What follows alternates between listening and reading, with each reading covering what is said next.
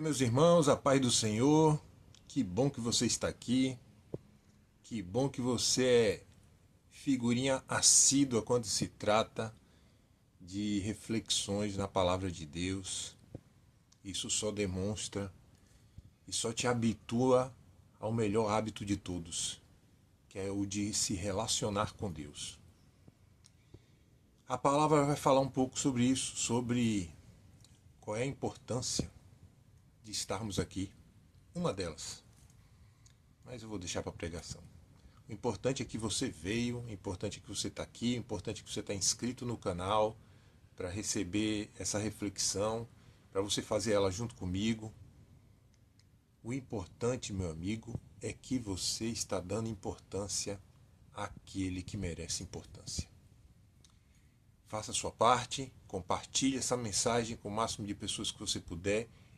Essa é mais um dos mistérios de estarmos aqui. É para divulgarmos a palavra de Deus, assim como Ele deixou ordenado para a gente. E a gente, por ser filho obediente, a gente tem que obedecer o Pai. Aquele que cuida da gente o tempo inteiro, aquele que é presente. Porque é a essência de todos nós, mesmo para aqueles que não acreditam. Porque ele é a essência, ele está no sopro da vida. Ele é o sopro da vida. Amém, meu irmão? Vamos para a palavra.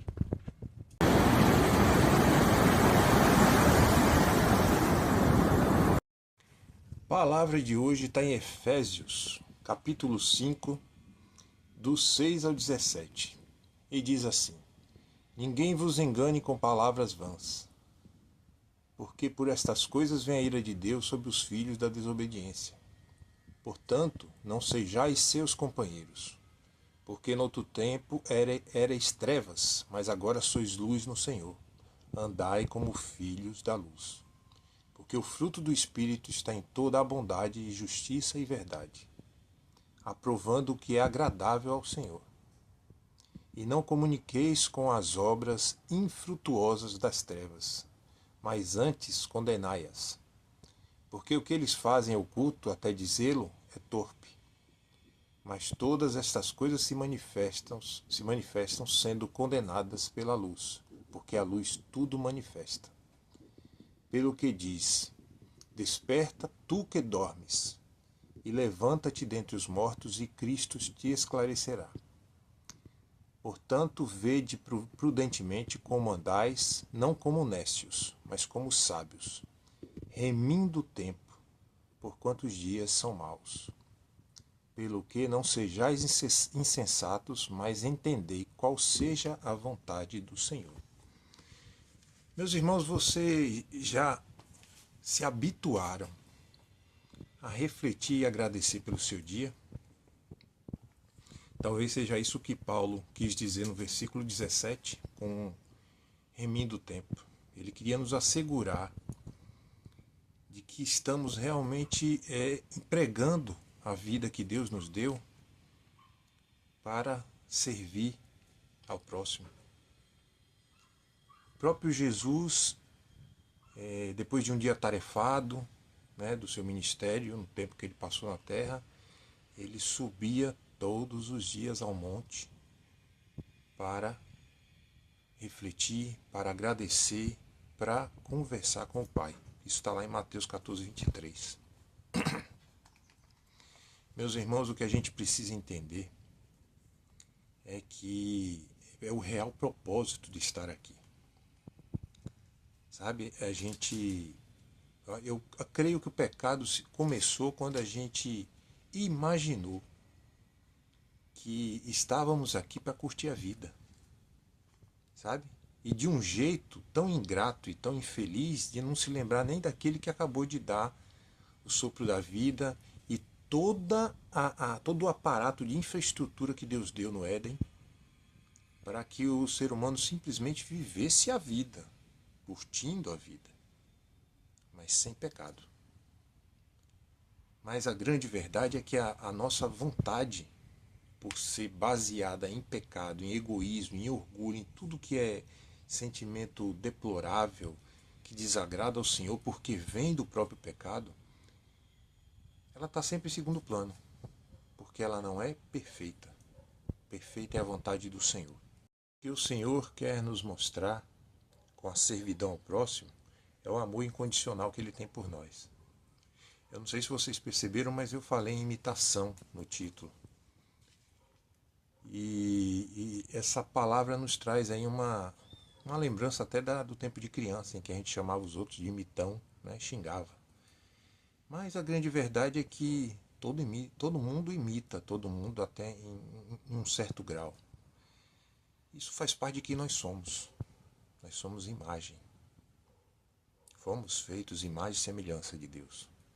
Mas aí a grande pergunta é: quem é que você está imitando? A Deus? Ou a raça, né? A raça humana, a criatura caída por conta do pecado? Essa é uma reflexão que a gente precisa ter. Estamos o tempo inteiro sendo engolidos pelos deuses desse mundo, pelas manias, pelas culturas, pelas modas desse mundo. E aí todo mundo vai seguindo como o gado marcado, porque é a moda do momento, é o assunto do momento. Mas, meu irmão, atente. Você foi criado à imagem e semelhança de Deus para ser semelhante a Deus. Então, pare para pensar. Quem é que você está realmente imitando? Meus irmãos, nós devemos, como verdadeiros cristãos, imitadores de Cristo, devemos reproduzir em nossa vida um sentimento divino de amor, de misericórdia, de perdão. Devemos entender que o amor deve ser o nosso alvo, a nossa doação. E ele pode ser dividido em perdão e sacrifício. Porque, na verdade, nessas duas atitudes não se vê um interesse, como é que se diz, egoísta, de reciprocidade, interesse de ter algo em troca. Não. Perdão e sacrifício a gente dá porque ama, é por amor, é por misericórdia, é por compaixão. Não tem uma troca esperada, né, como pagamento. Não, você dá simplesmente por dar, por amor. Porque é assim que Deus deu o amor dele pela gente. Deu e dá sem pedir nada em troca. A gente tem que ter em mente que nossos padrões devem ser os de Deus e não os da sociedade, o que a sociedade acha normal. Hoje a gente está vendo muito isso, sabe? A preocupação e o esforço que a sociedade emprega para retirar o horror, sabe? O horror e o terror do veneno que é o pecado. Hoje o esforço é muito grande para camuflar o pecado como coisa boa, como uma coisa inocente. Ah, não faz tanto mal assim. E é esse cuidado que a gente precisa ter, meu irmão. Em Mateus 5, resumidamente, a gente fala que a gente tem que ter cuidado com o que a gente fala, porque falando introduz na mente e fica muito mais fácil, muito mais próximo da ação. E nós sabemos que uma ação, né, a ação do pecado não precisa ser concreta. É como eu citei até numa outra pregação, você não precisa concluir o hábito de adulterar. Porque a própria palavra diz que se você só pensar, você já cometeu o pecado do adultério. Então há um esforço muito grande hoje em dia, sabe? Passa desapercebido se você não tiver integrado com a palavra de Deus, se você não tiver fortalecido, se você não tiver abrindo os olhos diariamente com a palavra de Deus. Porque o mundo hoje está camuflando o pecado e tirando toda a seriedade que está em pecar. Meu irmão, a gente está falando aqui de vida eterna. A gente está falando aqui de consequências da sua vida, na sua vida. Você sabe qual é a maior ilusão desse mundo? É porque a gente se apega tanto a essa vida, em viver essa vida, e viver a doutrina que a sociedade em que a gente vive impõe esmagadoramente na mente da gente, e entra sem a gente, que mesmo sem a gente querer, e você vive só para essa vida. Você vive ouvindo a vida inteira que Deus oferece salvação. Eu já encontrei gente que numa conversa informal, começou a se irritar e perguntou para mim do que Deus estava nos salvando. E eu respondi: de você mesmo, do seu pecado, dessa sua ignorância aceitável para você, de que não há nada para ser salvo. E aí entenda, a salvação é dada pelo único que pode, que é Deus. Mas ele também diz que você vai ser responsável por tudo que você fizer, vai ser julgado por tudo que você fizer e por tudo que você deixou de fazer. Porque a palavra também diz que se você pode fazer o bem e você não faz, você já cometeu pecado. Então, meu irmão, a gente precisa entender, não é que a vida é uma ilusão, mas que como a gente vê a vida, como a gente enxerga a vida ou espera da vida, isso sim é uma ilusão. A gente só tem um momento de hoje. Então, quando chegar no final do seu dia, reflita, converse com Deus, pega o exemplo de Jesus, que Jesus abriu mão da sua divindade e foi homem na terra, mas ele foi homem santo. O pecado perseguiu ele, perseguiu, mas ele foi homem santo. Ele disse não para o pecado todas as vezes que o pecado quis ludibriar, quis perseguir, quis tentar ele, ele disse não. Porque ele estava fundamentado na palavra de Deus. Porque ele tinha esse hábito de refletir no final do dia, junto com o Pai, sobre o dia que passou, sobre tudo que aconteceu. Meu irmão, essa vigilância só nos favorece. A gente não está fazendo favor nenhum para Deus, não, é para a gente mesmo. Então esse é um cuidado que a gente precisa ter de verdade todos os dias. Queridos irmãos, imitadores de Deus andam com sabedoria. O tempo é algo precioso e por isso deve-se recuperar todo o tempo possível do mau uso nesse mundo.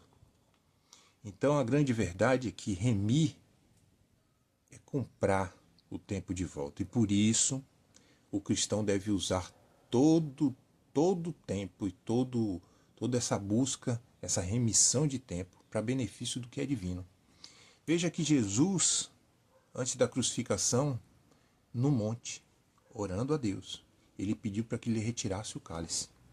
Mas imediatamente ele volta atrás e diz que a vontade que tem que ser feita não é a dele, mas a de Deus, que é perfeita.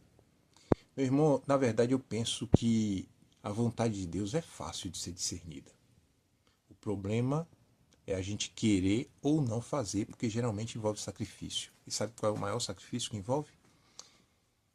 É você abrir mão da sua vontade para fazer de Deus. E esse pensamento retrógrado, pecaminoso, que está incrustado dentro da mente de todos nós, e é contra isso que a gente precisa lutar, fazendo essa reflexão, buscando o Pai em oração. É aceitar, admitir, mas de bom grado, reconhecendo que realmente a vontade de Deus é melhor do que a nossa. Reconhecendo, meu irmão, que a gente já está aqui no lucro. A gente foi criado por Deus, Ele nos deu a essência dele que está aqui dentro da gente, agindo a nosso favor o tempo inteiro, buscando a gente avidamente com um amor incondicional, tentando nos trazer para a luz, tirando a gente dessas trevas, dessa mentira que foi incrustada na mente da gente ao longo desses anos. E a gente precisa aceitar esse amor, aceitar essa verdade de bom grado, de que a gente não sabe o que é bom pra gente. mas Deus sabe. E o verdadeiro relacionamento, meu irmão, é baseado em confiança. Então, faça como Jesus. Ele sabia o que ele ia passar, e a gente não sabe. Mas ele sabia. Ele sabia tudo o que ele ia passar na crucificação. Você acha que Jesus não teve medo? Não sentiu o pavor daquele momento? Todo o terror que ele ia passar? Sentiu. Por isso ele pediu para que o Pai tirasse aquele cálice dele. Mas Jesus andou na terra para fazer a vontade de Deus. Isso era o mais importante para ele. Por isso que imediatamente ele retirou o pedido dele e disse: faça-se a sua vontade, Pai. E por isso ele foi ressuscitado, glorificado, e o nome dele é o nome mais poderoso no céu, na terra e embaixo da terra. Meu irmão, o que eu quero dizer com toda essa reflexão é que se a gente não procurar a nossa essência, a gente está num buraco sem fundo. A gente está numa escuridão que a gente não faz ideia do quão sério é isso. A gente só consegue andar se Jesus for parte integralmente da vida da gente. A gente só consegue viver nesse mundo aqui cercado pelo mal se a gente tiver a luz brilhando o tempo inteiro na vida da gente. Então, busque o Senhor. Faça sua reflexão diária. Se você ainda não tem um hábito, comece. Antes de dormir, reflita sobre o seu dia. Procure fazer isso não já na hora de você dormir, porque você vai estar com sono. Mas faça isso logo depois que você chegar em casa, tomar um banho, fizer sua janta. Se reserve o direito de ficar no quarto um pouco e vá refletir durante o seu dia o que você fez de certo, o que você fez de errado. Converse com Deus, peça perdão. Peça que o Espírito Santo esteja mais forte e te vivificando cada vez mais a palavra de Deus. E naquele momento, naquela hora H de errar e de pecar, você se lembre do Senhor. Porque isso vai ser suficiente para você se frear. Faça disso um hábito, meu irmão. A gente precisa disso. Muito. Amém? Um grande abraço e até a próxima semana.